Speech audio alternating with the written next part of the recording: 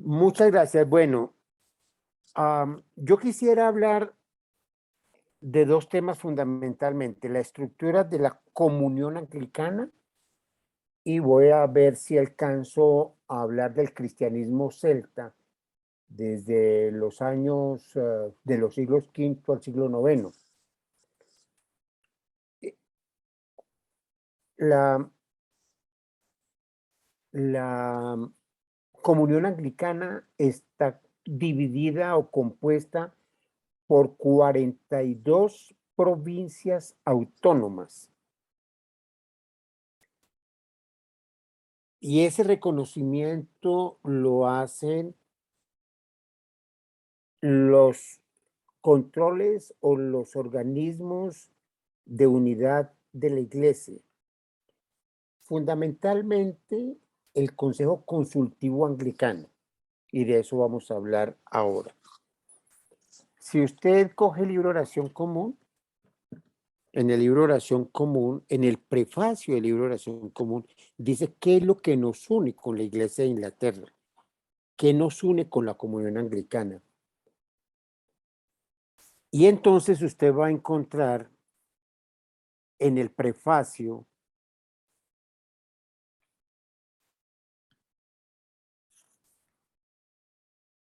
que lo encuentra usted en la página 9, en el segundo parágrafo. ¿Quiere leerlo, por favor, alguien? La Iglesia de Inglaterra, a la que debe la Iglesia episcopal, mediante Dios, su primer establecimiento y por mucho tiempo su mantenimiento, cuidado y protección, tiene como regla en el prefacio de su libro de oración común que las fórmulas particulares del culto divino y los ritos y ceremonias designados por él mismo son cosas indiferentes y alterables por su naturaleza, y así se reconocen por consiguiente. Es razonable que después de consideraciones graves e importantes y de acuerdo con las diversas exigencias de los tiempos y de las ocasiones, puedan hacerse tales cambios y alteraciones si aquellos constituidos en autoridad no juzgaren de tiempo en tiempo necesarios y convenientes.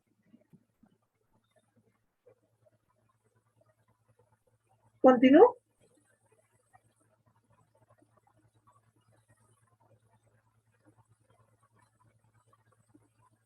Sí, Elisa, y continúe. Esa misma iglesia ha declarado, no solo en su prefacio, sino también en sus artículos y en las homilías, la necesidad y conveniencia de hacer alteraciones y enmiendas ocasionales en sus fórmulas para el culto público.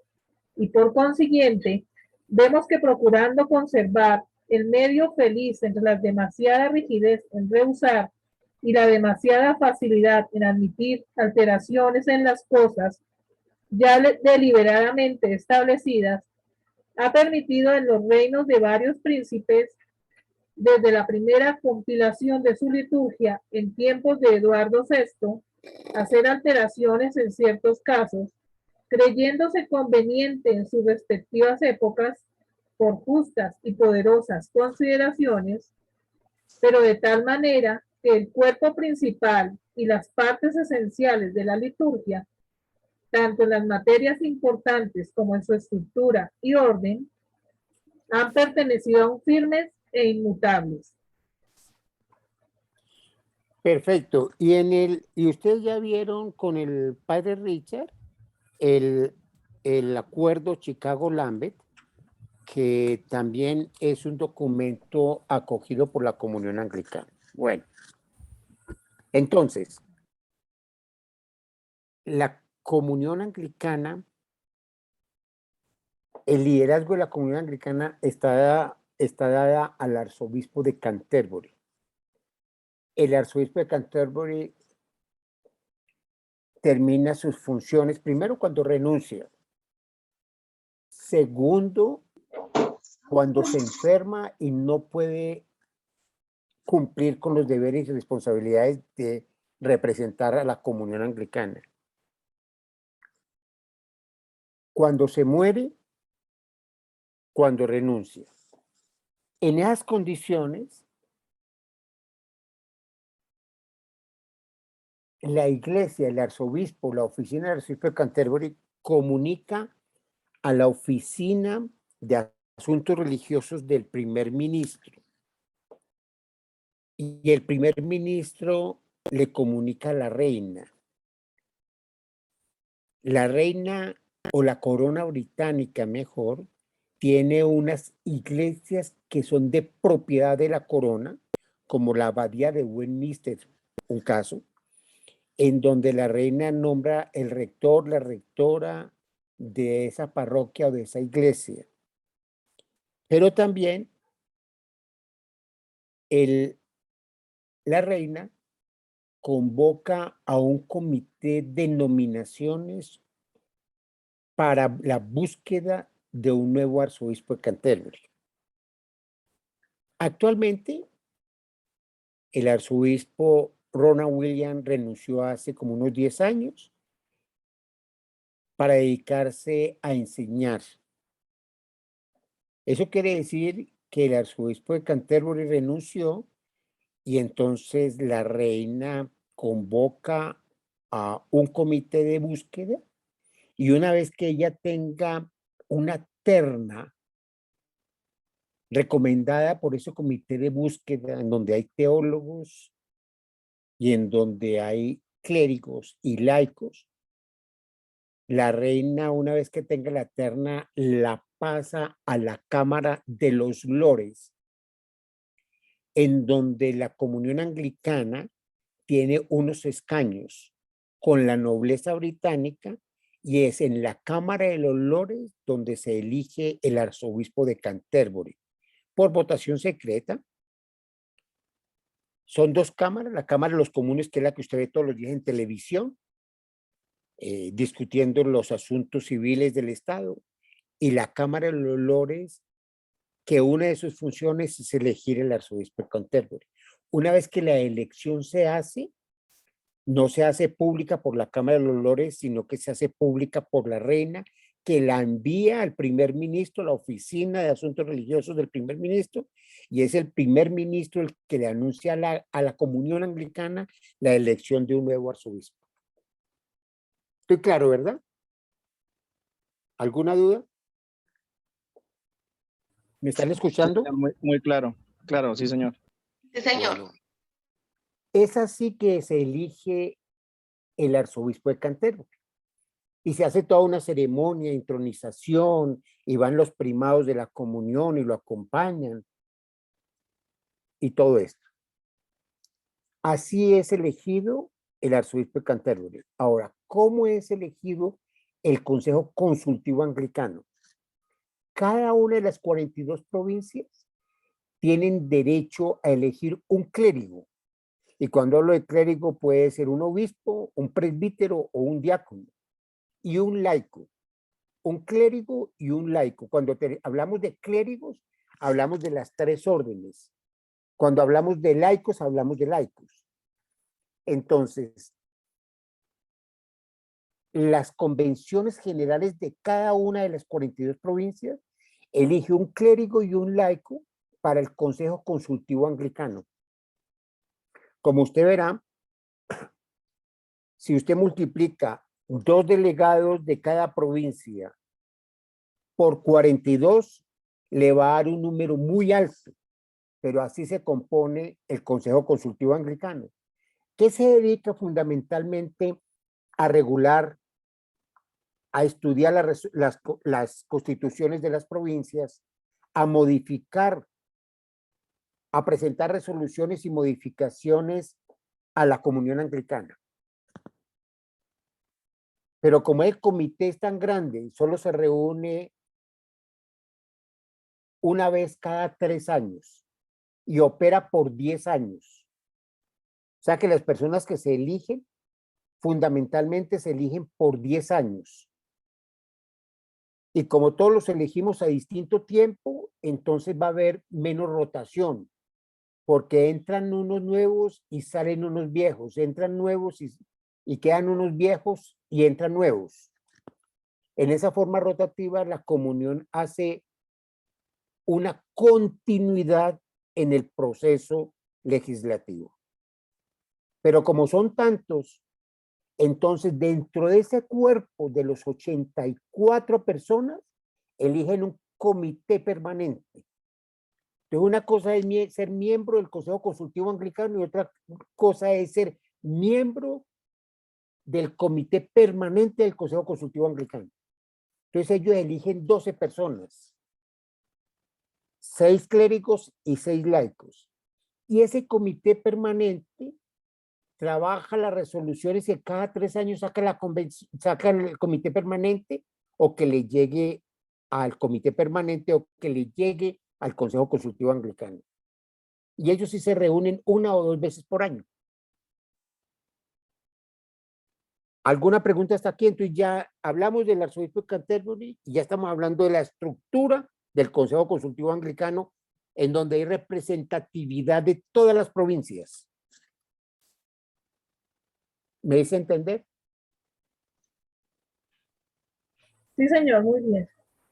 Sí, señor. ¿Está claro para todos? Sí, señor. Muy bien. En Inglaterra no hay separación Estado-Iglesia, obispo. En Inglaterra sí hay separación Estado-Iglesia, pero la reina funge aquí como una parte decorativa, no como una parte administrativa dentro de la iglesia. Y esta pregunta es muy buena para decir por qué entonces en el tiempo de Enrique VIII la corona británica se pegó a la corona. Yo quiero remontarme, antes de hablar de esto, quiero remontarme a la Carta Magna. Si ustedes tienen la posibilidad ahora mismo de buscar la Carta Magna de 1215, le agradecería que alguien me leyera el artículo primero y el último, que es el 63, para ir pudiendo entender todo este bagaje.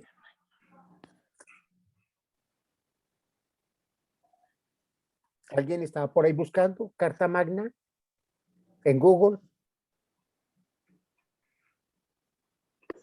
Sí, señor.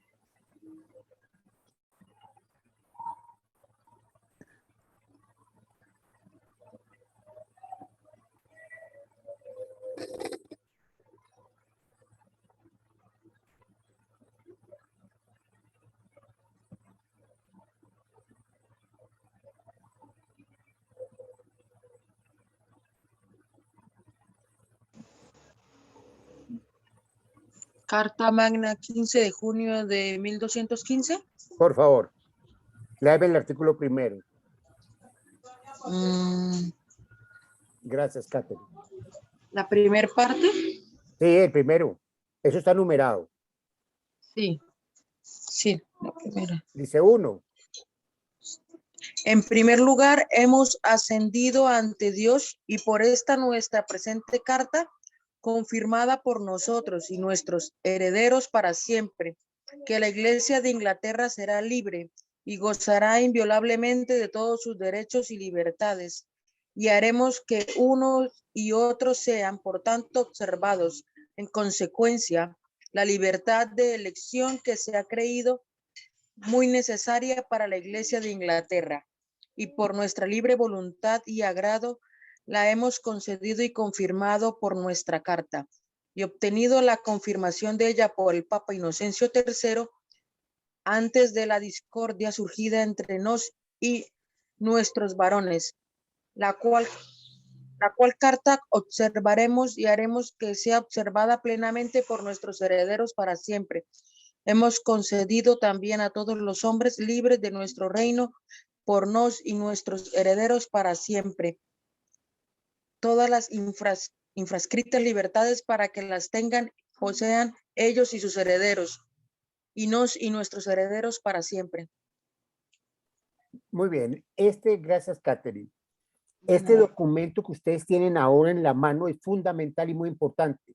Primero, porque allí está ratificando Bonifacio III y Juan sin tierras o Juan I de que la Iglesia de Inglaterra, los cristianos de Inglaterra, son autónomos e independientes de Roma. ¿Me hago entender? Ahí, desde antes, desde mucho antes del siglo XVI o de Enrique VIII, las autoridades eclesiásticas de Roma y la autoridad del rey están diciendo ahí que la iglesia de Inglaterra es una iglesia autónoma e independiente, que desde años atrás, desde muchos años, tal vez desde el siglo IX, desde antes, la iglesia de Inglaterra nombraba a los arzobispos de Canterbury y no eran impuestos por el Papa.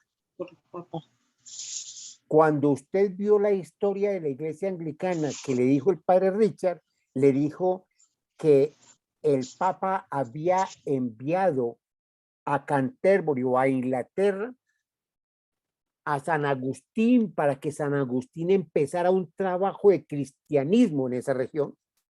Pero cuando él llegó ya encontró cristianos en esa región. Y de un estudio que nosotros haremos más adelante, de los primeros cristianos que llegaron a Inglaterra, fue José de Arimatea, que después de haber cedido la sepultura de él a Jesús, emigró hacia Inglaterra y allí empieza entonces a tener ya cristianismo en los años 325, 350. Es más, hablamos de que en los concilios, en algunos concilios de las iglesias históricas ya habían participado obispos de Inglaterra. Entonces,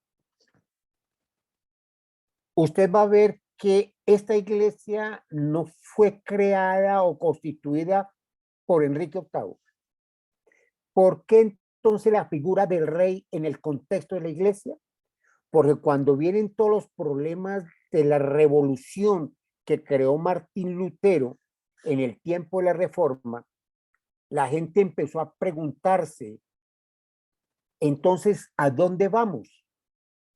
Si ya nos separamos completamente de Roma, ¿a dónde vamos? Entonces se dieron cuenta que el rey daba seguridad, impartía justicia, impartía trabajo, y entonces la iglesia, digamos que se le pegó al rey porque el rey generaba todo esto, sin que el rey fuera la autoridad eclesiástica de la iglesia. Hasta ahí me han entendido el contexto de cómo la iglesia entonces tiene una afinidad y está pegada simbólicamente a la corona británica. No así sucedió con la iglesia evangélica luterana en Alemania, porque en Alemania la iglesia luterana, al igual que en Grecia, la iglesia ortodoxa griega, dependen de un salario del Estado. Es decir, que el Estado es el que les paga, tanto en Alemania la iglesia evangélica luterana como la iglesia ortodoxa griega en Grecia. El obispo de Asus, Timoteo, que vive acá, él recibe una pensión ya del gobierno griego. No así opera para la iglesia anglicana. Entonces ya hablé de cómo es la autoridad del arzobispo de Canterbury frente a la reina, a la corona británica, y cómo es la potestad del Consejo Consultivo Anglicano. Y que la corona tiene unas iglesias de su propiedad adquiridas antes de la Carta Magna. Ahora, otro de los instrumentos de unidad son los primados de cada una de las provincias. Así como usted leyó en el libro de oración común, que toda la comunidad anglicana tiene libro de oración común, pero lo acomoda, lo acondiciona, lo hace de tal forma a las circunstancias de su pueblo. Así ahora cada consejo, cada provincia de las 42 provincias elige una persona que es la que va a dirigir la provincia, la que va a ser la cabeza visible de cada una de las provincias. Ellos se llaman arzobispos, primados, presidentes, arzobispos, Cualquiera sea la denominación, hay 42 líderes de las 42 provincias. El arzobispo de Canterbury es el primado de la comunión anglicana, pero también es el arzobispo de Canterbury. O sea que él tiene dos sombreros. En Inglaterra, en la Inglaterra británica, hay dos grandes provincias. La provincia de Inglaterra, la provincia de Londres y la provincia de York. Entonces, ¿por qué hablamos de Canterbury? Porque para el siglo XIX, Canterbury es un puerto en Inglaterra y siempre estuvieron convencidos de que ese puerto iba a ser o era la capital de Inglaterra para aquella época, pero se desarrolló más Londres y entonces constituyeron la capital en Londres. Entonces el arzobispo de Canterbury tiene un palacio, tiene un puesto, tiene una asignación en Canterbury, por eso lo denominamos el arzobispo de Canterbury, pero él fundamentalmente, a pesar de que tiene un palacio allá y tiene su sede apostólica en Canterbury, es el primado de Inglaterra, el primado de Londres, perdón, y de toda Inglaterra y de toda la comunión. El mismo procedimiento que hicimos ahora para elegir, la reina entonces de mutuo propio elige el arzobispo de York, que es el otro arzobispo de la corona británica y es el segundo a bordo de la comunión anglicana. Hace 2 años renunció el arzobispo John, que era un negro africano que la reina había designado como el arzobispo de York. Ahora hay un arzobispo blanco que es el arzobispo de York. Entonces ya aquí tenemos el arzobispo de Canterbury, el Consejo Consultivo Anglicano y los primados de la comunión anglicana. El arzobispo de Canterbury convoca a los primados de la comunión cuando requiere asesoría, acompañamiento y fundamentalmente se reúne con ellos una vez al año. ¿Hasta ahí estamos bien? ¿Cómo opera la comunión? Vamos entonces ya hablando de el arzobispo de Canterbury, que para el padre Richard decía que realmente no es un instrumento de unidad y que lo entraba en discusión en una de las charlas de ahora 8 días o ahora 15 días, pero nosotros lo tenemos como un símbolo. Todos estos primados, arzobispos, aún el arzobispo de Canterbury, nosotros los denominamos primos entre pares. Quiere decir que todos los obispos de la comunión somos iguales. Llámese arzobispo de Canterbury, llámese arzobispo de York, llámese el obispo de Colombia o el obispo X de Estados Unidos o el obispo de Panamá. Todos somos primos entre pares. Simplemente habrá alguien que tiene que dar la palabra, alguien que tiene que firmar los documentos, alguien que tendrá la voz de la comunión, pero todos somos primos entre pares. Nos sentamos en una mesa en estado de igualdad o de... Gracias a Dios. Todos estamos entonces, todos somos primos entre pares, tenemos el mismo rango. Cuando yo voy a Canterbury, yo no le digo señor arzobispo, yo le digo Justin. Cuando yo voy a Estados Unidos y me encuentro con Michael, le digo, ¿qué hubo, Michael? ¿Cómo estás? ¿Cómo está su esposa y su familia? Y él me dice, muy bien, Francisco, muchas gracias. Ese es el trato que nosotros nos damos. Cuando un obispo es diocesano, siempre se le denomina señor obispo. El resto de los obispos sufragáneos, asistentes o coadjutores son simplemente obispo. Obispo X, obispo Y, pero cuando son diocesanos nos dirigimos a ellos como señor obispo. Por eso cuando usted se dirige en inglés se dice de bishop. Los otros son simplemente obispos, pero los otros son señores obispos. Bueno, entonces tenemos 42 arzobispos que se reúnen periódicamente para decidir asuntos de fe y de doctrina. ¿Hasta ahí de acuerdo? Ahora la conferencia de Lambeth, es un derecho un privilegio que desde 1872 a los obispos de Estados Unidos les dio por qué no reunir a todos los obispos de la iglesia. ¿Se dan cuenta cómo la estructura de esta iglesia tan diferente a la estructura piramidal de Roma o a la estructura piramidal de la iglesia ortodoxa, que somos 3 iglesias católicas? Si bien la pirámide romana, el Papa está por encima de esa pirámide, al Papa no lo cobija el derecho canónico, pero a todos nosotros, obispos, arzobispos, primados, a todos nos cobija la estructura de la legislación para efectos de sanciones disciplinarias. La conferencia de Lambeth es una invitación personal que el obispo hace, que el arzobispo de Canterbury hace a los obispos del mundo. Y para poder recibir esa invitación hay que estar en comunión con el arzobispo de Canterbury. No hay que estar en comunión o en obediencia con la conferencia de Lambeth, con la estructura de los primados, no hay que estar en comunión con la estructura del Consejo Consultivo Anglicano, sino con el arzobispo de Canterbury. A mí me llega una carta de invitación firmada por el arzobispo diciendo: Francisco, qué bueno que nos acompañe en esta conferencia de Lambeth que se va a llevar de tal día a tal día. Dígame si usted tiene restricciones en su comida, en su movilidad, si ya se vacunó, si no se vacunó. Entonces viene todo un proceso de acercamiento con el arzobispo y él nos recibe personalmente. Así que, y es para mí y para las esposas.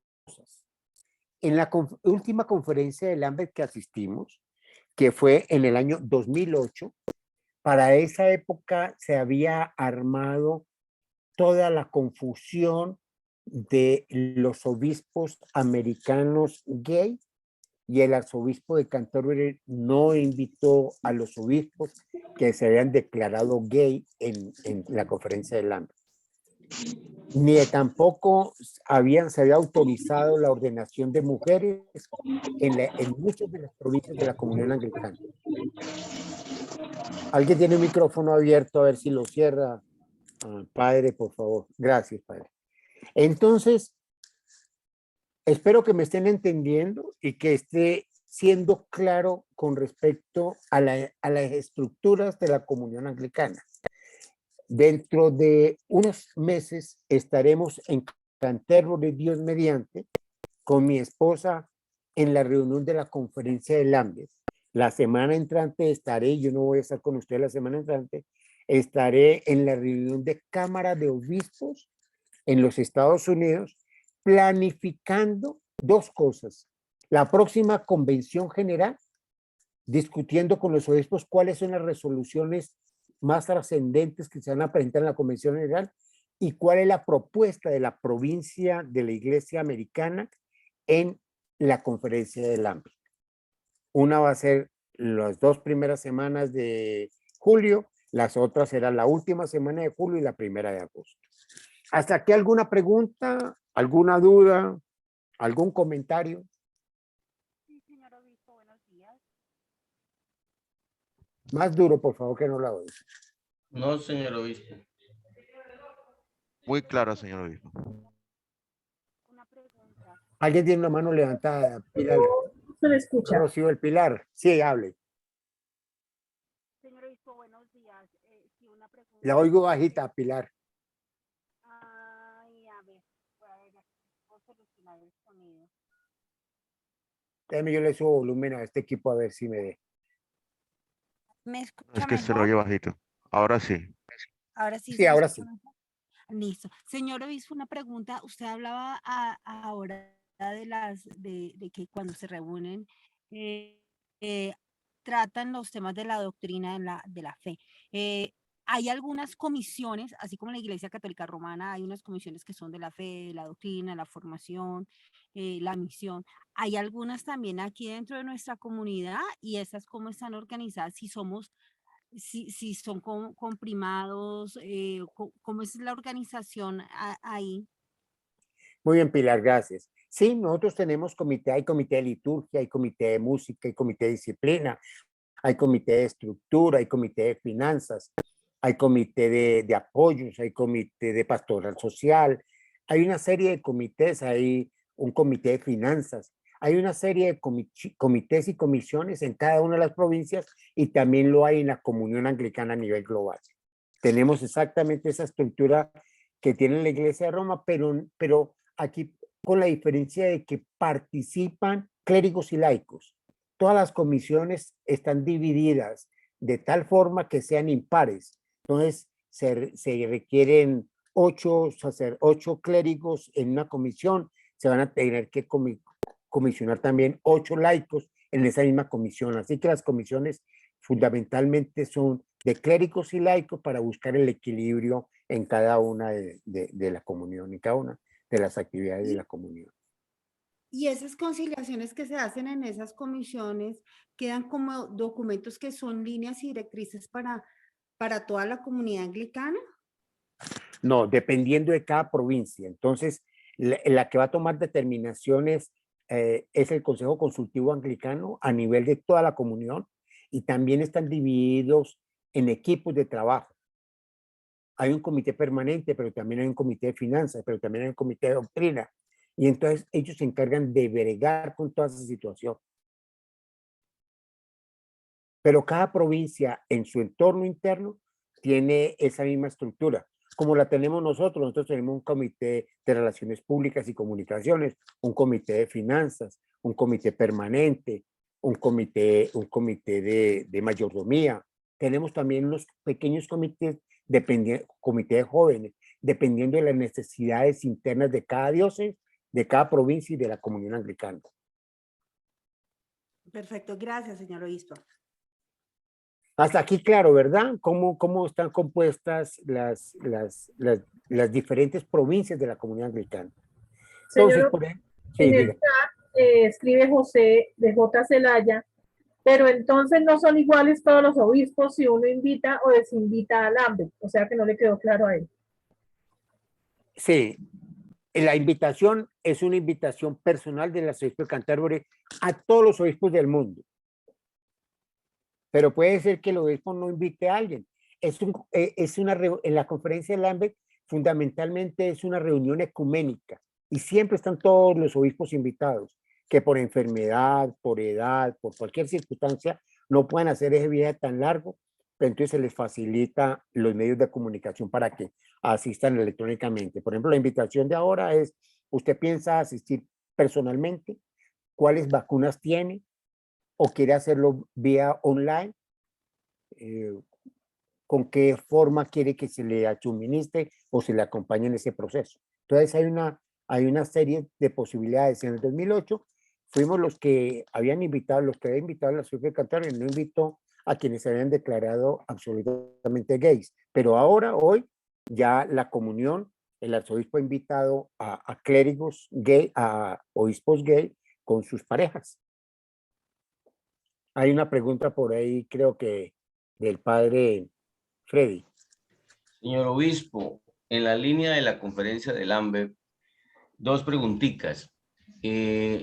¿También invitan a clérigos de otras denominaciones religiosas? Es una pregunta. ¿Y otras iglesias no cristianas, monoteístas? Es la primera pregunta, señor obispo. Segunda pregunta. ¿Dónde nace el grupito que está en constante como encuentro encuentro con las demás iglesias, eso que llaman ARSI 1, ARSI 2? ¿De dónde surgen esas personas que están en ese contacto de doctrinal, de qué estamos, en qué no estamos, en qué acuerdo estamos, en qué acuerdo no estamos? Muchas gracias. Ok, bueno. La pregunta que hicieron hace 8 días o hace 15 días, nosotros tenemos comunión con varias provincias, con varias iglesias, y yo lo dije ahora, cuando usted preguntó por qué el obispo Duque no recoge esas iglesias como la de Ricardo Morales, la de Cruz Blanco, la de X, Y persona, porque eso no me corresponde a mí, sino que le corresponde a la provincia como tal. Y la provincia es el que recoge esa iglesia y se la presenta a la comunión anglicana. explicaba yo que en Estados Unidos las iglesias dentro de los Estados Unidos tienen comunión plena con la Iglesia Evangélica Luterana porque se hizo un convenio que yo aprobé también, pero en Colombia la Iglesia Evangélica Luterana nada tiene que ver con la Iglesia Evangélica Luterana de Estados Unidos. Entonces hay un convenio con la Iglesia de Morava.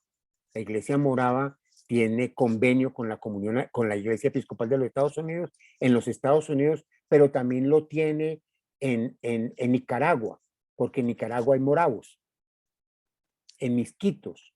En esa región de los Misquitos hay una iglesia morava, entonces la absorbe, la acoge.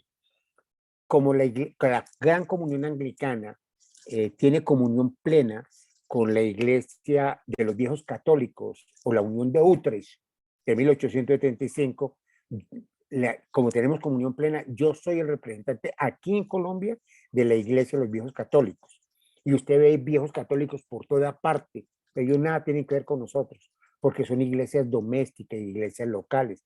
Y yo decía en la reunión pasada que que ellos tienen el reconocimiento del Estado, pero no tienen la pertinencia con la comunión anglicana. Bueno, ¿de dónde surgen? Esos grupos de AGNA, por ejemplo, que están buscando acercamiento con la comunión anglicana en Inglaterra, pues tiene que pasar también por la supervisión de la Iglesia Episcopal de los Estados Unidos, porque AGNA salió de la Iglesia Episcopal como una disidencia por la ordenación de mujeres y por la ordenación de sacerdotes, de obispos y sacerdotes gay. Entonces son comisiones de trabajo, son comisiones ecuménicas de trabajo que nos reportan a nosotros. Usted anote esta palabra, el acuerdo de Windsor. Lo estuvimos trabajando por 5 años y presentamos unas ponencias y de ahí surgieron mesas de trabajo para trabajar con todas las comunidades que no son parte de la comunidad anglicana, pero que siguen los delineamientos de la comunidad anglicana.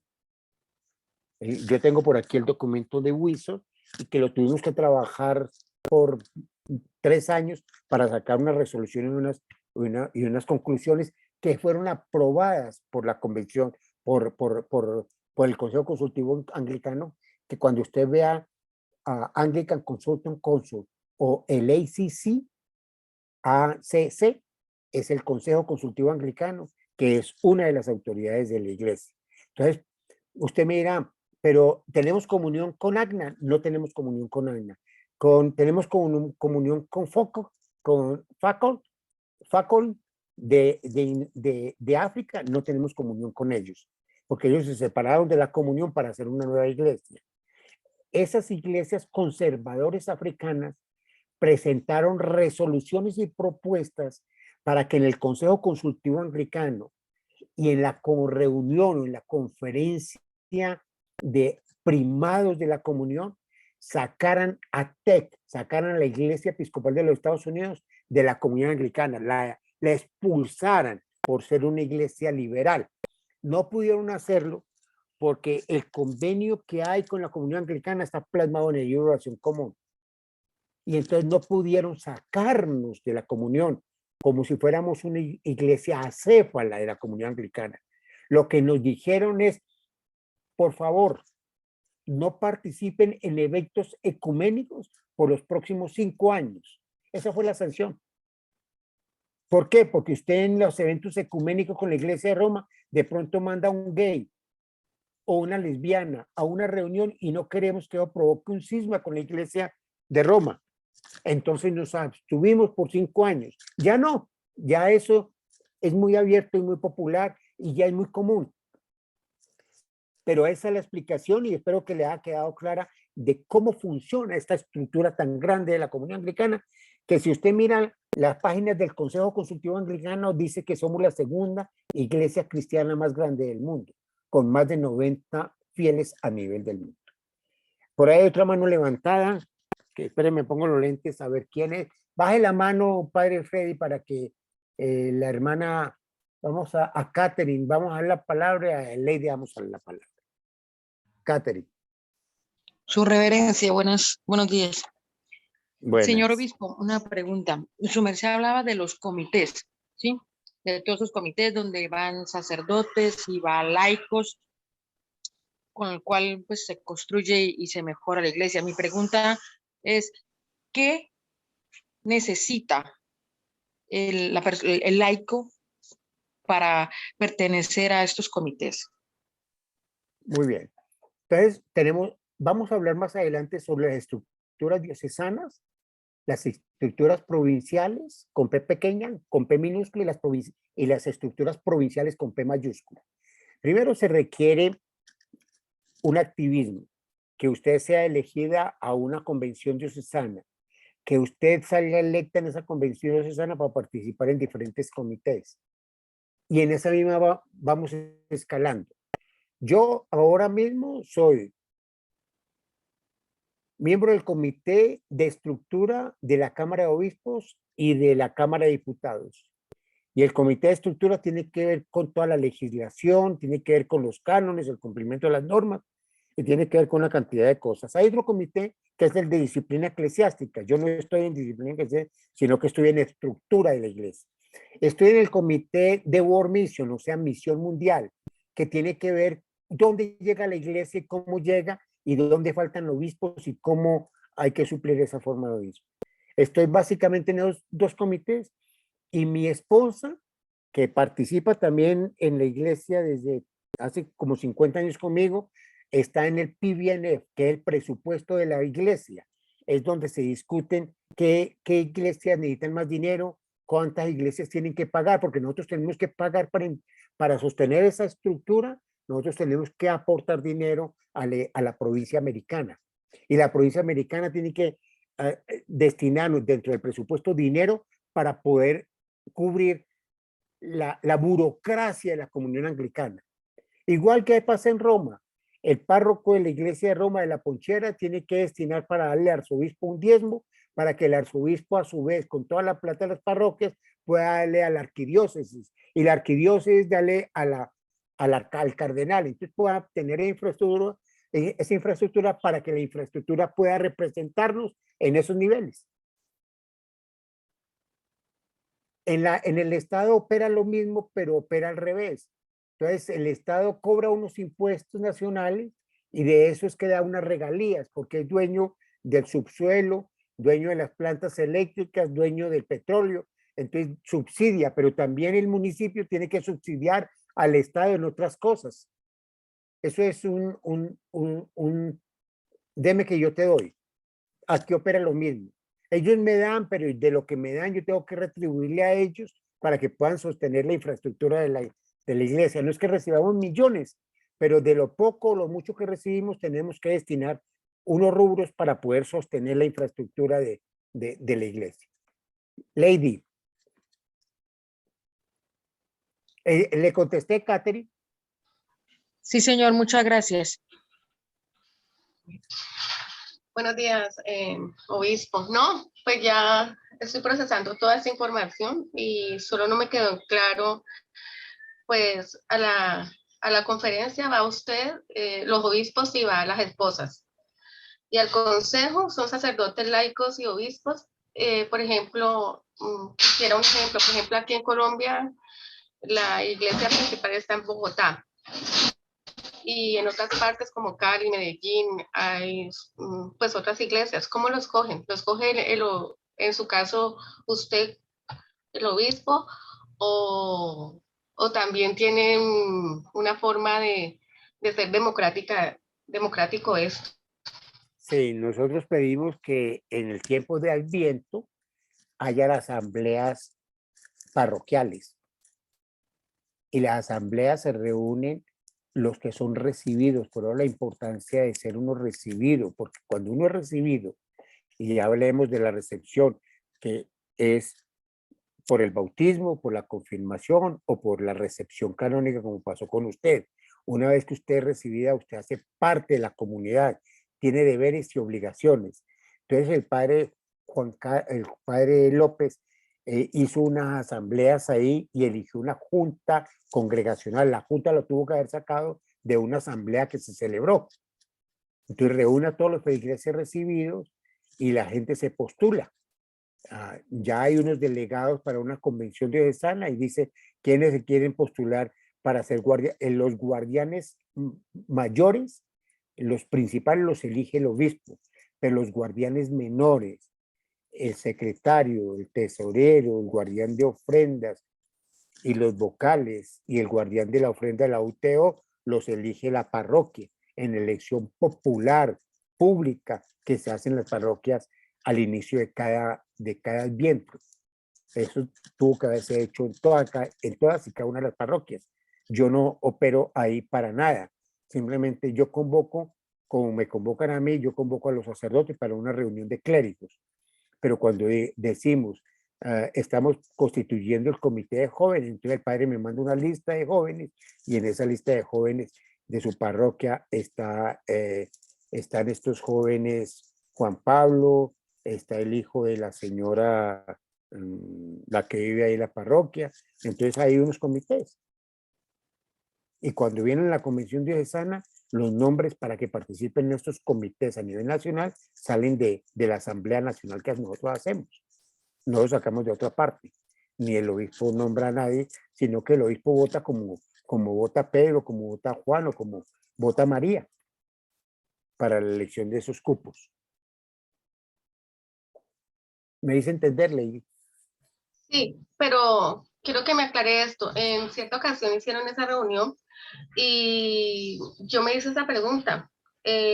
¿Por qué los líderes, los sacerdotes o los vocacionados no iban, sino que son laicos?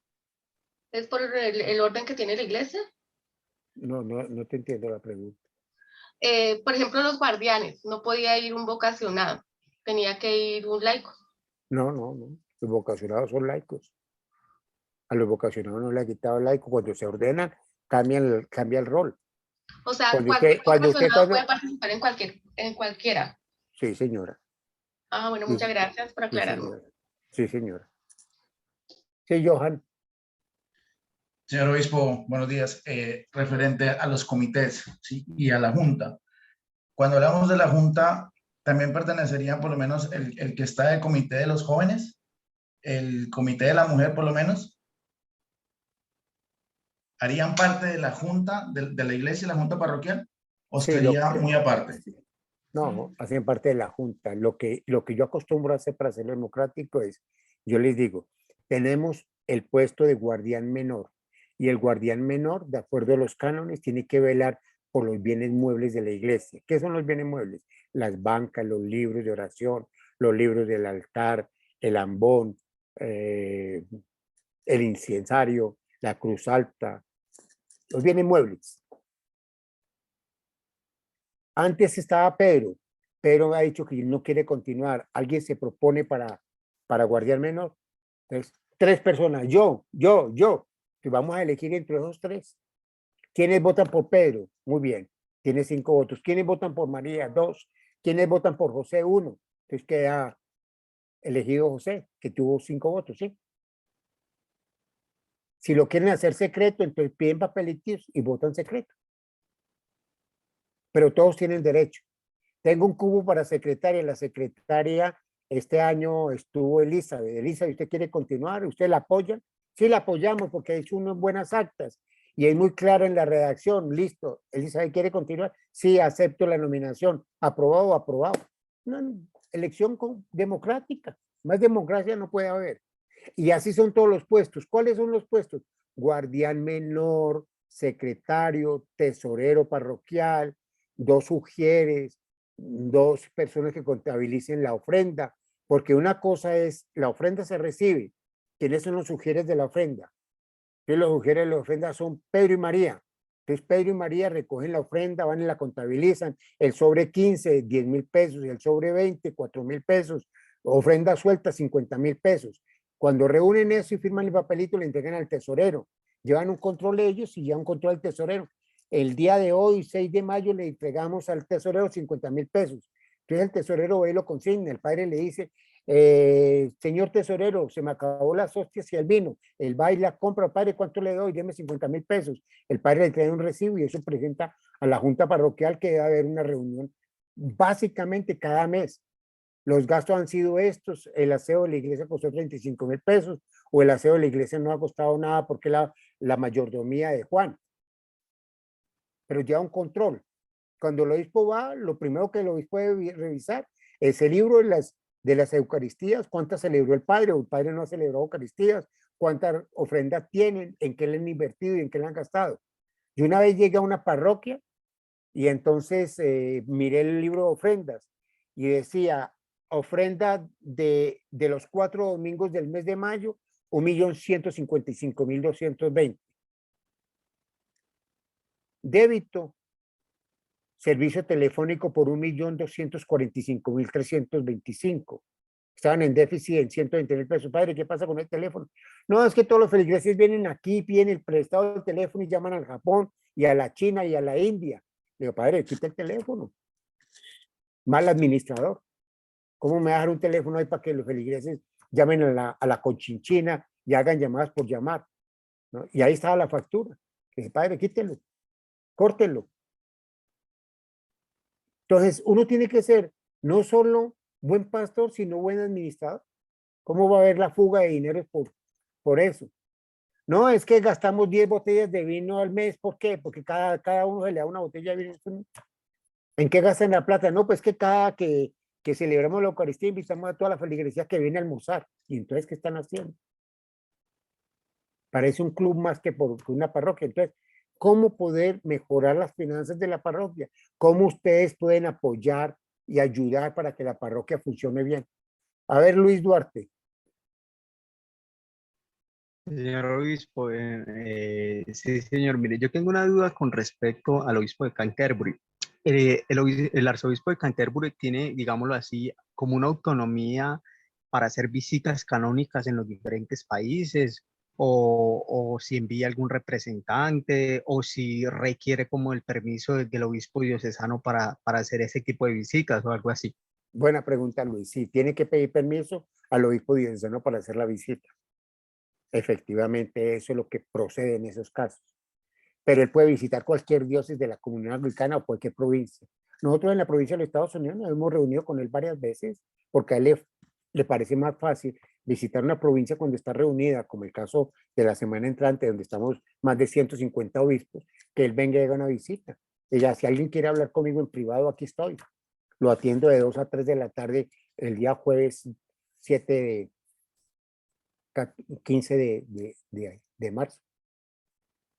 Aquí hemos tenido en la historia de esta iglesia la visita de un arzobispo de Canterbury. Yo era un muchacho de 20 años, estaba en la Universidad Libre, cuando el obispo diocesano de la época, que era un inglés y tenía el título de caballero de la reina, invitó al arzobispo Michael Ramsey.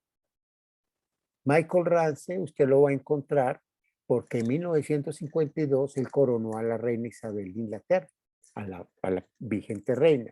Y ese señor, un hombre de Dios, vino e hizo una visita pastoral.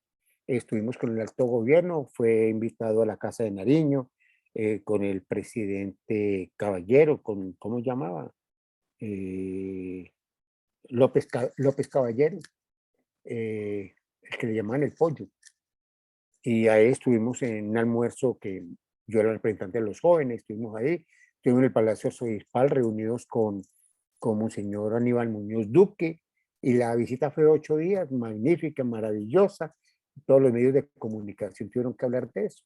El arzobispo Michael Ramsey visitó a la diócesis de Colombia por en los años 74. Pero sí, aún el primado, yo, si quiero, puedo invitar. Yo invité a Catherine en el 2010, a Catherine en 2010, a Catherine, la primada de la iglesia de los Estados Unidos, pero eso es muy costoso, porque pues uno tiene, como cuando el obispo hace la visita a cada parroquia o cada misión, uno tiene que sufragar los gastos del obispo, invitarlo a que se sienta bien, pagarle el taxi. Entonces eso es muy costoso. Eso genera muchos gastos. Muchas de las parroquias que nosotros tenemos no pueden cubrir esos gastos. Algunas sí, por ejemplo, yo estoy en Barranquilla ahora y la parroquia de Jesús Sanador cubrió mis gastos. yo voy a Bucaramanga y la parroquia, porque es una parroquia pudiente, cubre mis gastos, pero hay parroquias en donde yo tengo que sufragar todos los gastos. Yo estuve hace un mes en Cúcuta y la parroquia de Cúcuta no tiene, entonces todos los gastos los tuve que pagar la oficina diocesana. Entonces yo tengo que medir los gastos no puedo ir a toda parte todos los días porque pues dependiendo de cuál es el presupuesto, porque nosotros hacemos un presupuesto y dependiendo, el obispo tiene un presupuesto para gasolina, que yo voy a Ibagué y a Villavicencio porque el avión es muy caro, voy en carro. Me levanto a las 4 de la mañana y a las 9 de la mañana ya estoy en Ibagué celebrando la Eucaristía y almuerzo con ellos a las 2 de la tarde, me regreso para estar aquí a las 7, 8 de la noche. Y entonces tengo un presupuesto de 2 millones de pesos para gasolina del obispo y peajes. Pero si me salgo de ese presupuesto, pongo al comité de finanzas en aprieto porque toca sacar de otro rubro para cubrir el déficit de ese rubro del obispo en esos gastos. Igual pasa, yo tengo que medirme los viajes porque tengo un presupuesto de 5 millones para viajes, pero si los gasto todos yendo a Bucaramanga, a Cúcuta y a Pasto, que también toca pagarlos, en donde los boletos valen 600, 700 mil pesos, pues es muy complicado. Gracias, Luis, por la pregunta. Otra vez, Freddy, cuénteme. Sí, señor obispo, volvió a la estructura parroquial, señor obispo. Esa estructura parroquial, por decir algo, no está como funcionando bien. Esa estructura parroquial en cualquier momento se puede reestructurar, se pueden hacer las nuevas postulaciones. Esa es la primera pregunta. Y usted la semana pasada también habló de unos libros, y hoy habló de unos libros. Esos libros sería interesante saber dónde se consiguen, cómo hace uno para comprarlos, como para hacer esos ejercicios que se deben hacer. Gracias. Bueno, sí, la junta parroquial, cuando no funciona hay que reestructurarla. Por ejemplo, si la persona no asiste 2 o 3 reuniones de junta parroquial o el sacerdote le dificulta porque no reúne el quórum para hacer las asambleas mensuales, porque tiene que reportar, porque si yo estoy dando una ofrenda de 50,000 pesos semanales, yo quisiera saber en dónde está invertida mi ofrenda. Entonces, por lo menos de fijar una cartelera, cuánto recibe y en qué lo está gastando o invirtiendo la parroquia, ¿sí me entiende? Entonces, al párroco, por ejemplo, él dice, tuve unas visitas hospitalarias, tuve que ir al Hospital Juan 23 a visitar unas personas y entonces aquí está el boleto del taxi que me cobró tanto, pero mostrar recibos.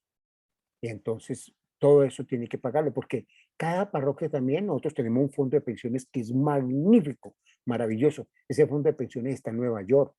A pesar de que usted tiene que pagar la planilla de seguridad social, también usted tiene que contribuir para que el sacerdote pueda pagar el fondo de pensiones, que son $100 trimestrales. Y cuando el padre se jubile, cuando tenga 65 años, que se retire voluntariamente o tenga los 72 y tenga que retirarse obligatoriamente, tenga una pensión también de la iglesia en los Estados Unidos. Es un fondo que tiene 15 billones de dólares en utilidad, pero por constitución del gobierno de Nueva York no puede invertirlo sino en beneficios de pensiones. Yo, por ejemplo, este año me pensiono y ahí me dicen, obispo, ¿usted se va a quedar en su ciudad o usted se va a trasladar? Si digo que me va a trasladar, me dice, ¿cuánto vale su traslado para donde se va? Y yo digo, aproximadamente me vale $10,000. Tengo que conseguir un camión, llame todo el trasteo. Usted me dice, nosotros le cubrimos sus $10,000. Y usted va a recibir una pensión de $2,000 mensuales por los 35 años que le sirvió a la iglesia. Y me dan mi pensión. Cada mes me consignan a mi cuenta ese beneficio. Pero ese beneficio, yo como diócesis estoy cubriéndolo porque hay sacerdotes que no pueden cubrirlo, pero no me pueden dejar a mí toda la carga. Entonces, en la ofrenda tiene que haber un rubro para que el sacerdote pueda conseguir esos 400,000 pesos de los $100 trimestrales para que los puedan pagar. Y yo los invito para que ustedes animen a los sacerdotes para que se afilien a ese beneficio del fondo de pensiones, que son solo $10,000. Hay unos que dicen, yo no puedo pagar los $100. Yo les digo, mire, entonces no los pague trimestralmente, páguelos mensualmente. Mande a la oficina diocesana 120,000 pesos mensuales y cuando usted se da cuenta ya pagó el fondo de pensiones. Como cuando a usted le cobran una hipoteca y se la cobran y se la cobran y a usted le dan la oportunidad de que la pague semanal. Si usted la paga semanal no la va a sentir, pero si tiene que sacar los 4 millones a fin de mes, de pronto lo va a sentir más duro. Entonces la invitación es para que ustedes también sepan que de la ponchera de lo que nosotros damos, estamos pagando también la seguridad social. A la iglesia no le regalan la luz, no le regalan el agua, no le regalan la acera, no le regalan el aire acondicionado. Entonces, todos nosotros que somos miembros de la comunión, de esta comunidad, tenemos que aportar. ¿Ustedes por qué creen que el padre Celis dice estamos vendiendo tamales y pan dietético para que lo lleven después de la misa? Porque sabe que con la ponchera no alcanza a suplir los gastos que la parroquia demanda. Y el padre es muy activo en eso. Pero hay otros que se duermen en los laureles y cuando termina el crimen de este obispo no tengo que pagar. Y yo le digo, hermano, me toca sacarlo del fondo de pensiones. No se dejen sacar del fondo de pensiones, que es un magnífico beneficio. Vea, a un sacerdote se le dañó la cadera, se le quebró la cadera. Había que enyesarlo. Me dijo, obispo, me vale $10,000 una cadera nueva. Yo fui y hice gestiones en el fondo de pensión. Le dije, ustedes me asignaron a mí $30,000 anuales para cubrir gastos médicos necesito una ayuda para la cadera de un clérigo, para el mejor estado de vida. Me dijeron, ¿cuánto necesita? $10,000. Mándeme los certificados del costo y la certificación médica de que hay que cambiarle la cadera. Le mandé eso y al otro día los $10,000 están en la oficina de diocesana y le dije al padre, mire, aquí están los $10,000 para que se ponga la cadera nueva. Usted trate de conseguirla de plata, de aluminio, no la consiga de hueso para que le deje una herencia a la mujer. Bueno, la compró y se puso una cadera nueva. Otro sacerdote, varios sacerdotes de esta iglesia, se les han caído los dientes o se les ha dañado el hueso de los dientes. Obispo, necesito $10,000 para arreglarme la boca o para ponerme un lente de contacto, un intraocular. Se hace la gestión y de los $30,000 que me dan a mí anualmente para gastos médicos, yo le pido al fondo de pensiones que eso lo direccione para ese sacerdote que se hizo poner totalmente la boca. No va a dar nombre, pero así es. Entonces el fondo de pensiones funciona. Ahora el fondo de pensiones me dice quiénes necesitan vacuna y cuánto les vacunas. Y yo puedo pagar las vacunas. La iglesia tiene todos esos beneficios. Alguien me abrió ahí el WhatsApp. Pilar empezó a compartir pantalla. Ah, bueno. Muy bien. Ah, Pilar es una de las beneficiadas. El padre se jubiló. El padre pagó por 3 o 4 años. El padre murió el año pasado y Pilar recibe una bonificación. Hubiéramos querido que fuera la bonificación mucho más alta. Señor Pilar es testigo de eso. Mire, yo voy a colocar solo 2 ejemplos para que ustedes se den cuenta. Eso es un relojito.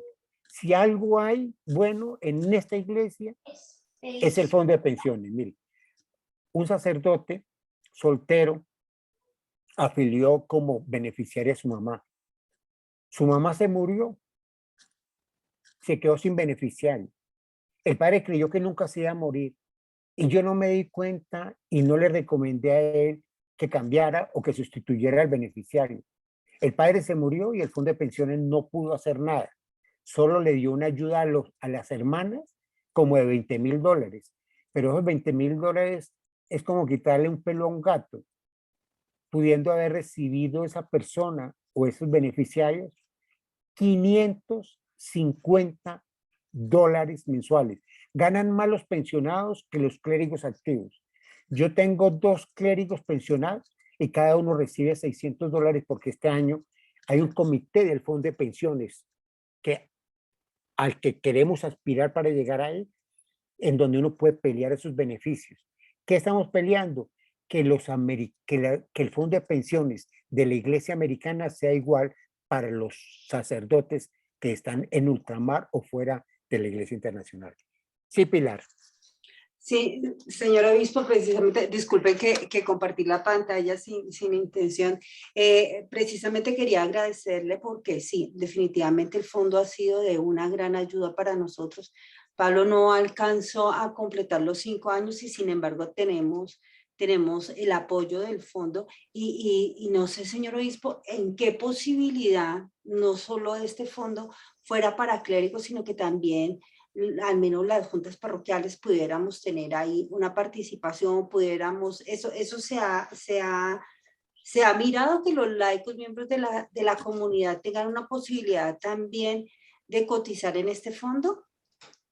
Bueno, nosotros estuvimos discutiendo eso. Hay la posibilidad, pero solo para los empleados de las oficinas diocesanas, para los empleados que uno tenga. No está abierto para todo el pueblo, para todo el público, solo para los clérigos y estamos peleando que fuera también para los empleados de la oficina diocesana.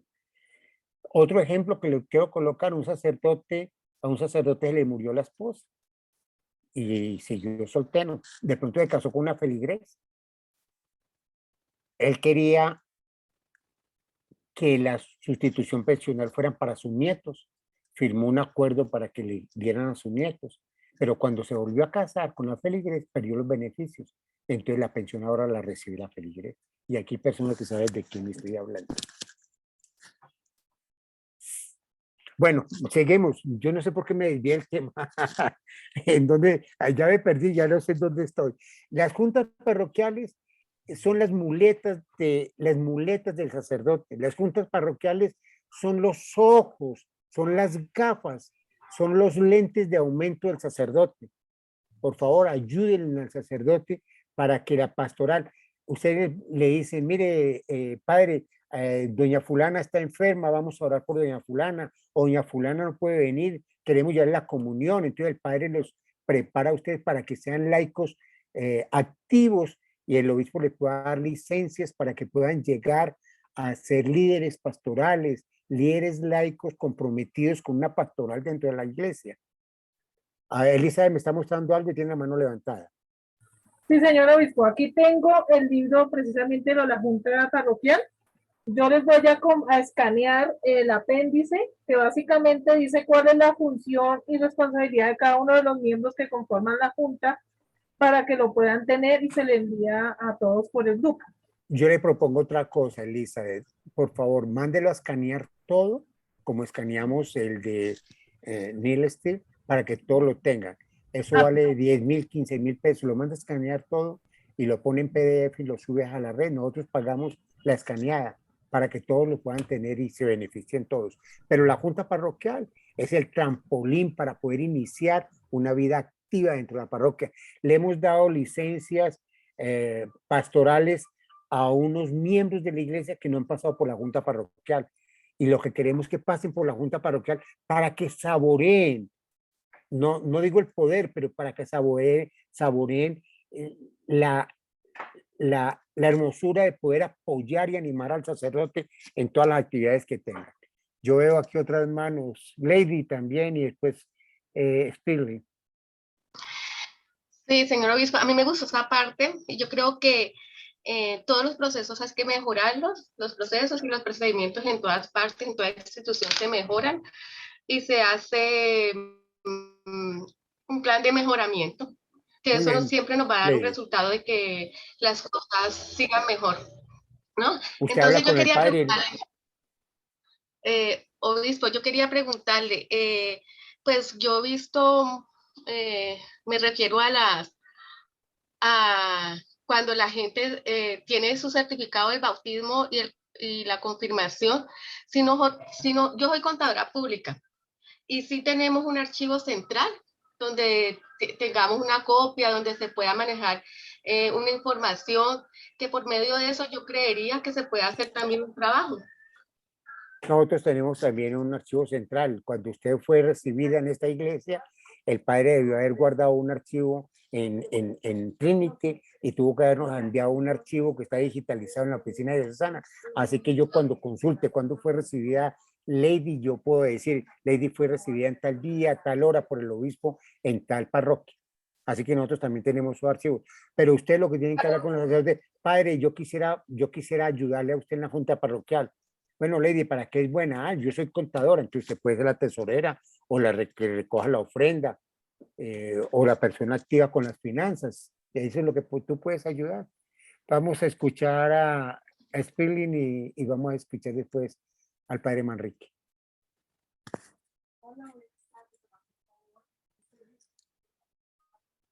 ¿Aló? Spillman. ¿Aló? ¿Puedes activar el micrófono? Bueno, entonces, padre Antonio, mientras... Buenas tardes, señor obispo. Me Buenas queda una tardes. inquietud. ¿Existe una norma sobre la participación de ofrenda de la parroquia hacia la diócesis o la misión Sí, hacia la sí, diócesis? mire, nosotros hay una resolución de la Convención General de los Estados Unidos en donde nosotros, esta diócesis, tiene que aportar el 15% del presupuesto a la iglesia. Entonces, el presupuesto mío es de $100,000. Yo tengo que sacar $15,000 para enviar a Estados Unidos anualmente. Como yo no los tengo, yo pido que me den una amnistía. Entonces me dicen, ¿cuánto puede aportar? Entonces yo le digo, yo puedo aportar el 7%. Entonces ya no son $15,000, sino $7,000.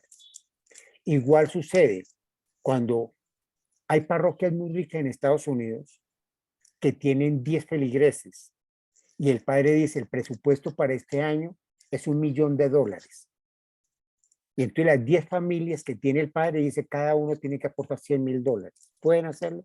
Y las familias dicen, sí, vamos a aportar los $100,000. Durante el año, presupuestos del año. Y así cada sacerdote debe ejecutar un presupuesto. Lo ejecuta, lo hace con la junta parroquial. Él va a decir cuánto se le va en escoba, cuánto es el promedio de luz al mes, cuánto es el promedio de luz al mes, cuántas escobas gasta al año, cuántos traperos utiliza, cuánta cera gasta, cuánto es el gasto del agua. Entonces hace un presupuesto. ¿Cuántos son los beneficios del fondo de pensiones? ¿Cuál es el beneficio para asignarle al padre para que coja taxi cuando tenga urgencia de coger taxi? O si no, bus. Porque a los que nosotros tenemos dos tipos de sacerdotes. Unos que son asalariados al 100% y a esos asalariados al 100% nosotros le pagamos un salario básico y les pagamos los parafiscales, que son el 50% del salario. Es decir, que si yo le pago 1.100.000 pesos a un sacerdote, tengo que presupuestar también 500.000 pesos más, que son lo que me valen los parafiscales. Entonces, de acuerdo a eso, el padre tiene que hacer un presupuesto. Hay padres que no reciben salario de la iglesia, pero entonces, si la iglesia tiene el beneficio de una vivienda, le asigna la vivienda por el trabajo pastoral que hace. Si el padre tiene vivienda, pero tiene carro, entonces le asignamos una ayuda para gasolina. Al autosuficiente, al autosostenido. Hay sacerdotes que dicen, obispo, ayúdeme con el fondo de pensiones. Y yo le atiendo a la parroquia. Y yo le ayudo con el fondo de pensiones y atiendo a la parroquia. Hay otros que yo sé que no necesitan porque son profesores universitarios, tienen recursos, tienen salario, tienen primas, tienen sobrinas, tienen beneficios de la educación. Entonces a ellos no le ayudamos con nada. Pero entonces le damos para que administren algunos bienes de la iglesia y eso genera una renta, o bien que tenga un ancianato ahí y el ancianato pague, y entonces el obispo ve cuáles ayudas vienen. Así, padre Manrique, que sí, hay que hacer un presupuesto de cada parroquia. Lo que pasa es que tenemos curas muy indisciplinados, que ni contestan los emails del obispo y no hacen ni presupuesto, ni mandan ofrendas a la diócesis, ni hacen prácticamente muy poco. Estamos creando la página web y ni siquiera la foto la han mandado para subirla a la plataforma. Entonces a veces es muy difícil trabajar con personas así. ¿Le contesté, padre Antonio? Sí, gracias, señor obispo, muy amable. Bueno, y ahora sí vamos a ver si Sperling, que levantó la mano, puede hablar. Ahora sí, ya. Ah, no. Parece que dejó eso prendido ahí y se fue. Bueno, sigamos adelante. Señor obispo, perdone la pregunta y la impertinencia. Por ejemplo, en el caso mío, que yo soy contratista y estoy viendo a futuro, por gracia de Dios, y si me porto bien, cumplo los requisitos, o sea, me interesa el fondo de pensiones. Yo soy una persona de 42 años, o sea, cuando ya llegue, por la gracia de Dios, a ser un ministro dentro de la iglesia episcopal, yo puedo comenzar a cotizar en el fondo de pensiones. Por la edad no es muy poca la edad que llegaría a cotizar, señor obispo. No, usted puede cotizar. Esto funciona como funciona cualquier fondo de pensiones. Cuando uno se está aproximando a la recta final, si quiere pensionarse más arriba, estoy hablando de 10 años antes de jubilarse, usted en vez de pagar $100 trimestrales, dice yo puedo pagar $500 trimestrales. Como tiene que pagarlos a través de la diócesis, tiene que cumplir, porque hay sacerdotes que me dicen yo puedo pagarlo, inscríbame, lo hemos inscrito, pero después no pagan y me toca sacarlos del fondo de pensión. Y para darle chance otra vez a que se inscriba, yo creo que es más complicado porque tengo que, es un procedimiento engorroso. Yo tengo que llenar unos formularios, dar fe que la persona trabaja con la iglesia, mandar un certificado de que ha sido ordenado en esta iglesia. Pero entonces después, cuando no me pagan, tengo que deshacer todo ese trámite para que me vuelva la factura en cero, porque es una factura. Yo pago como cuando me llega el recibo de la luz. Ahí me llegan las facturas. Fulano, 100, 200, 300, 400, y me llega trimestralmente una factura por más de $15,000 mensuales. Y tengo que tener los 15,000 para pagarla, porque si no lo pago, entonces quedo mal. Y si quedo mal, entonces me retraso. Y si me retraso, me sacan. Entonces a veces la gente no me cumple y a mí lo que me toca es pagar por ellos, pero sacarlo. Y entonces los castigo, no volviéndolos a escribir. Es como cuando usted toma en arriendo y usted dice, la entrada son 5 millones de pesos, tengo presupuestado 1 millón de pesos para arriendo, pero que se le enfermó, que el perro y el gato se salieron de la casa, que hay que comprar otra mascota, que el veterinario me está cobrando mucho, y entonces usted no cumple el arriendo, lo que hacen es sacarlo de la casa. Bueno, por aquí también Gustavo quiere hablar. Padre Gustavo. Señor obispo, muchísimas gracias, buen día, gusto en saludarlo. Gracias, señor. Sí, es que pues queda una duda acerca sobre en relación con lo que preguntaba el hermano Freddy, el padre Freddy. Nosotros que estamos en proceso de pronto ese camino a futuro de un reconocimiento de órdenes, ¿en qué momento uno puede acceder a ese fondo de pensión? Y si por X o Y motivo pasa algo y uno pues no puede continuar o sale la iglesia, así como pronto me pasó conmigo en Roma, que yo toda esa plática que ahorré allí en el MAS prácticamente pues se perdió porque no la devuelven, no dan razón, no dicen nada. ¿Qué pasa allí? O sea, si uno logra hacer como un ahorro, esa plata pues se pierde o se devuelve, ¿y en qué momento uno puede acceder como a empezar a cotizar lo del fondo de pensión, señor obispo? Qué pena la pregunta, si de pronto soy impertinente en este momento, me disculpa. No, solo a partir del momento en que yo a usted como ex sacerdote católico romano le reconozca las órdenes, en ese momento usted puede solicitar el formulario de inscripción al fondo de pensiones.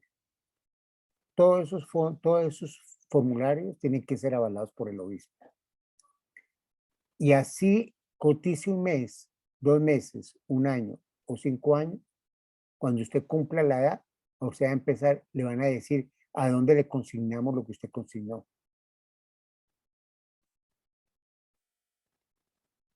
Fondo no se pierde.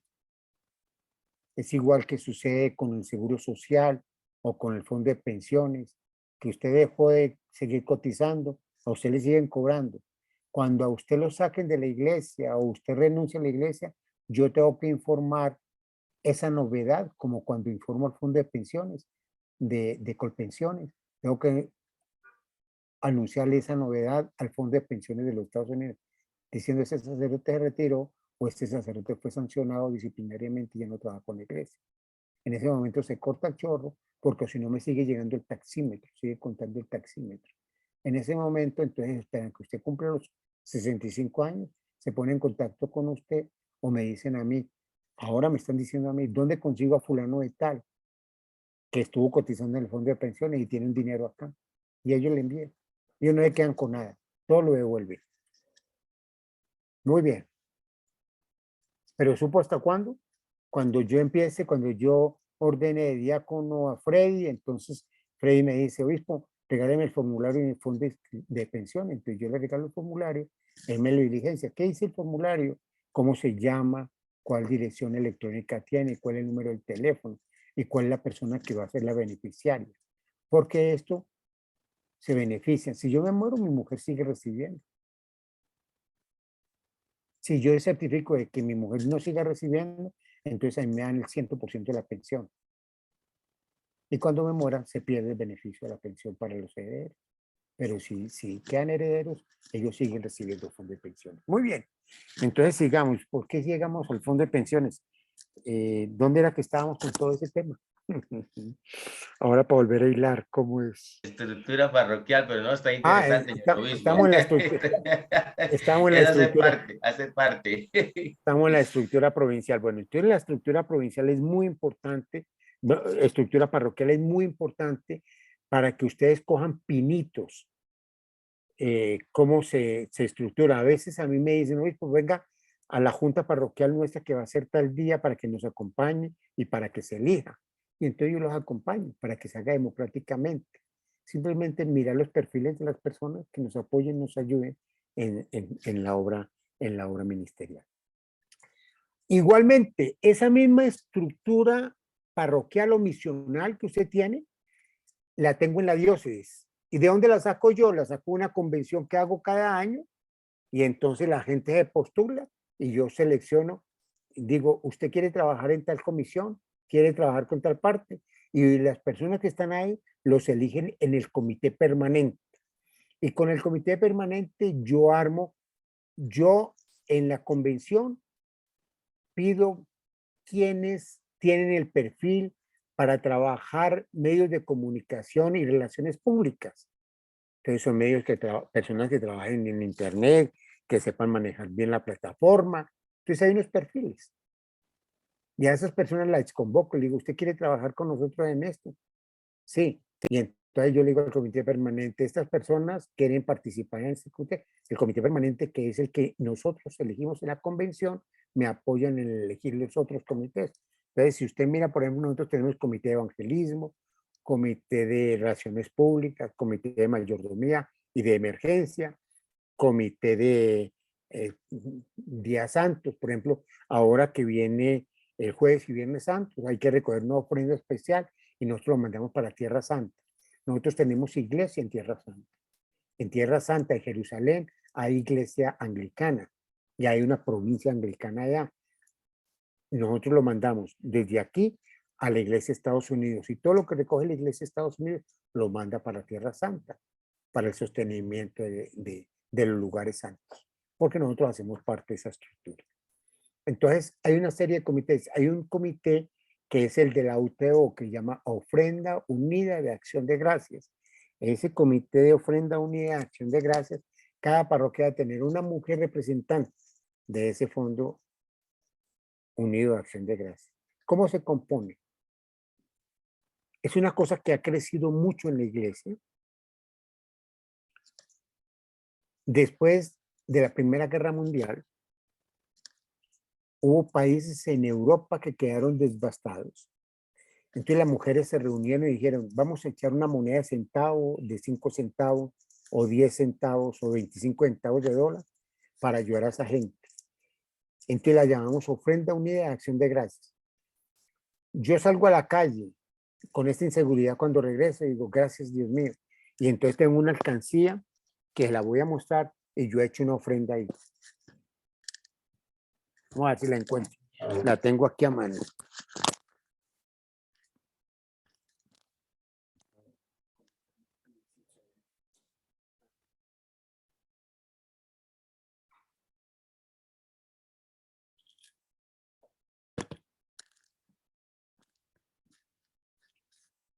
Aquí está mi tarrito. Ustedes pueden inventar un tarrito Coca-Cola o de cualquier cosa. Vea. Y está pesado, ¿verdad? ¿Alcanzan a escuchar? Aquí dice, aquí está en inglés. Ofrenda unida de acción de gracias. Usted puede inventarse un tarrito de estos y cada que el Señor le dé una bendición, que al hijo le fue bien, que usted tuvo un buen negocio, que usted tuvo cualquier actividad, échelo a esta cantidad. La recogemos mira, ahí tiene el sobre, la recogemos 2 veces al año. La recogemos en mayo y la recogemos en septiembre. Todo esto que reúne aquí, estas monedas, se recogen en toda la iglesia. A ese fondo llegan muchos recursos. Yo necesito construir una iglesia, por ejemplo, la catedral. El lote de la catedral se compró con la ofrenda de unidad de acción de gracias. El 90% de las iglesias que hay ahora acá se construyeron con el fondo de acción de gracias. La iglesia de Trinity, la iglesia de San Lucas, la iglesia de Ibagué. Yo pedí, dije, necesito una iglesia en tal parte. ¿Cuánto necesita hoy? Pues necesito $50,000. Eso solo me alcanza para el terreno. Entonces compro el terreno y con recursos locales construyo. Así se han construido las iglesias. Con el Fondo Unido de Acción de Gracias. ¿Para qué más sirve? Sirve para abrir pozos sépticos en el África, para crear hélices eólicas para que saquen agua en el desierto de Memphis.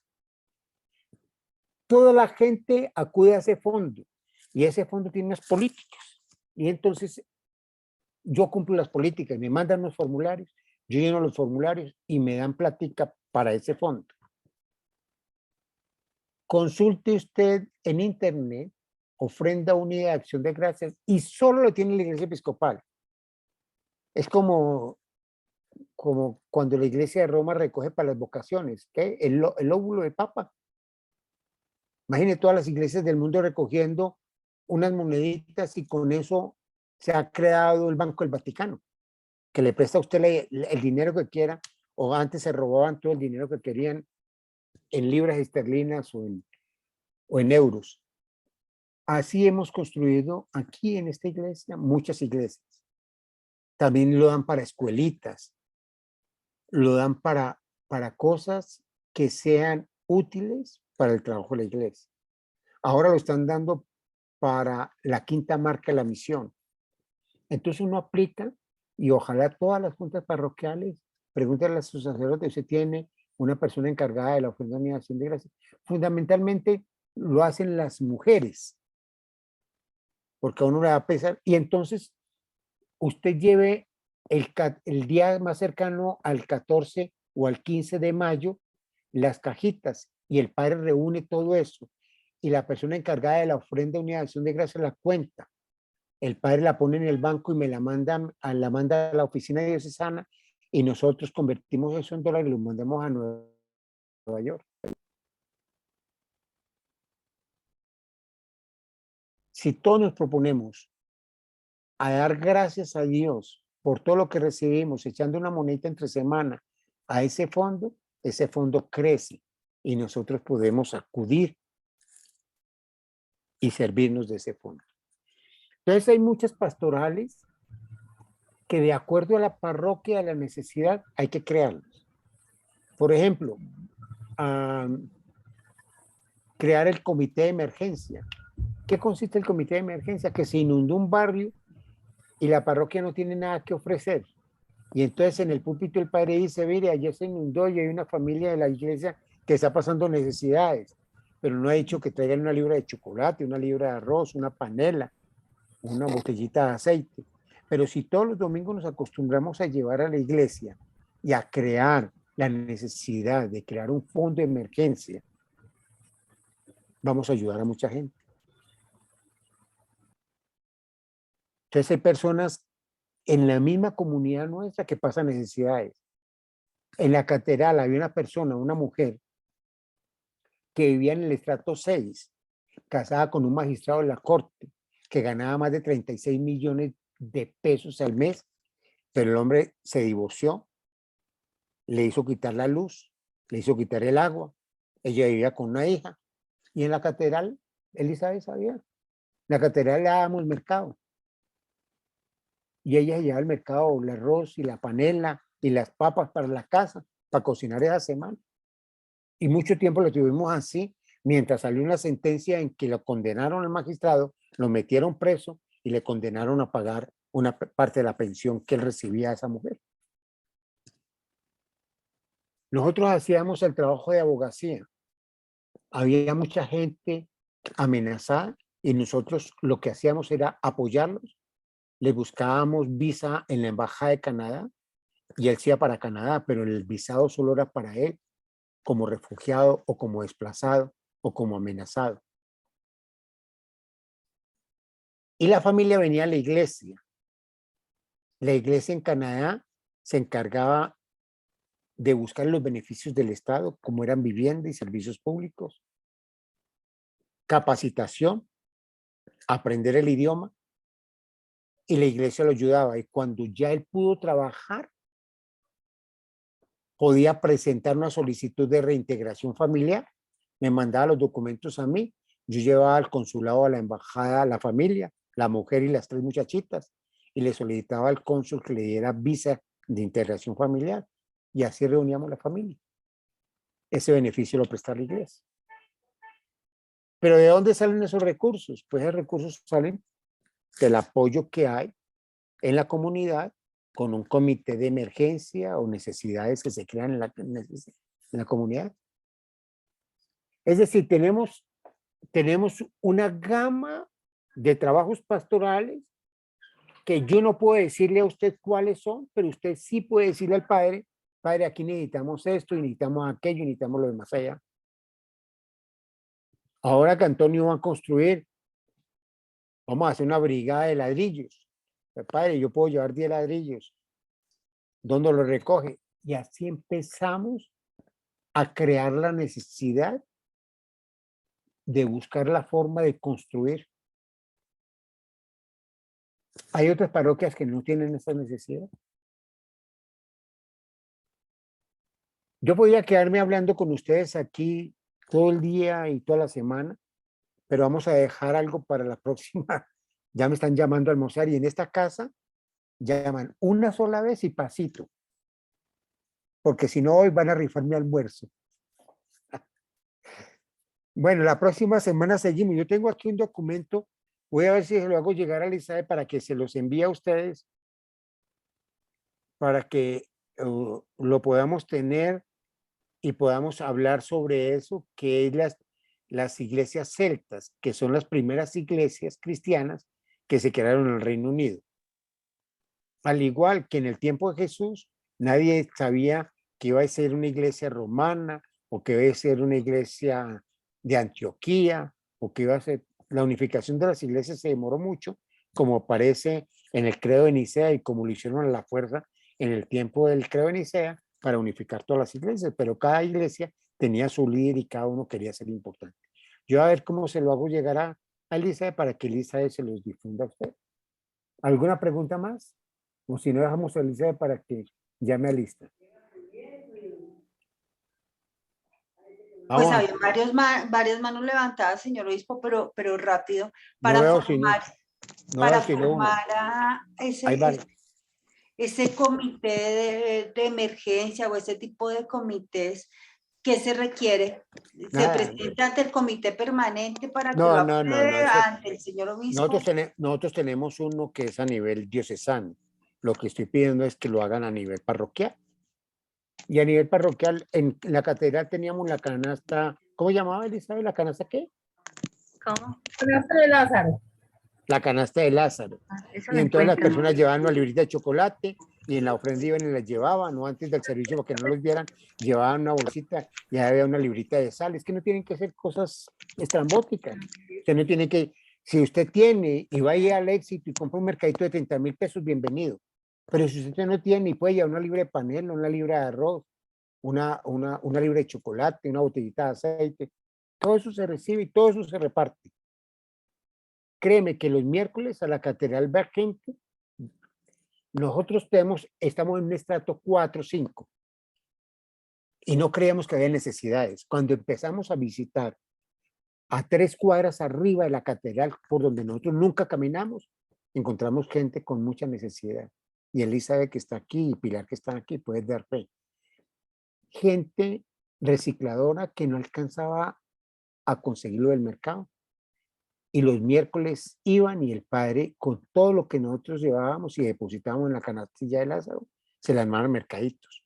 Aún todavía la gente, sin que la gente, que la mano derecha es lo que la izquierda no quiere que sepa, entonces iban y le entregaban al padre en secreto harina, maicena, elementos no perecederos, enlatados, y con eso las personas iban los miércoles por el paquetico y el mercadito. O gente que llevaba ropa en buen estado, allá se reparte, se regala. Hay gente que puede pagar y entonces la cobramos a 1.000 pesos. Una vez llegó un muchachito que el papá estaba de cumpleaños en esa semana. Dijo, yo quiero ya darle a mi papá un regalo. Entonces las señoras de ahí del Casi Nuevo le dijeron, ¿cómo es de grande tu papá? No, mi papá es así, así, así. Y con eso le armaron un vestidito. ¿Cuánto tiene? Tengo 2.000 pesos para un saco, un pantalón, unos zapatos, unas medias. Y se le armó un buen regalo. No todo tiene que ser regalado. Pero si podemos ayudar, hay que ayudar.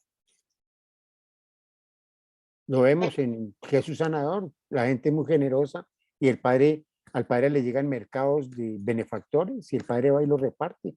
Y de eso Jaimito sabe cuáles son las necesidades. Y no tiene que ser necesariamente a los de la comunidad nuestra.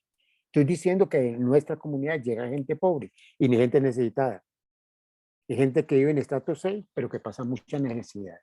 Yo los dejo ahí discutiendo a ustedes para que ustedes se ingenien, se inventen, cuadren, mediten qué pueden hacer por los que nosotros somos puente. Nosotros no tenemos, pero somos puente. Mire, nosotros conseguimos recursos.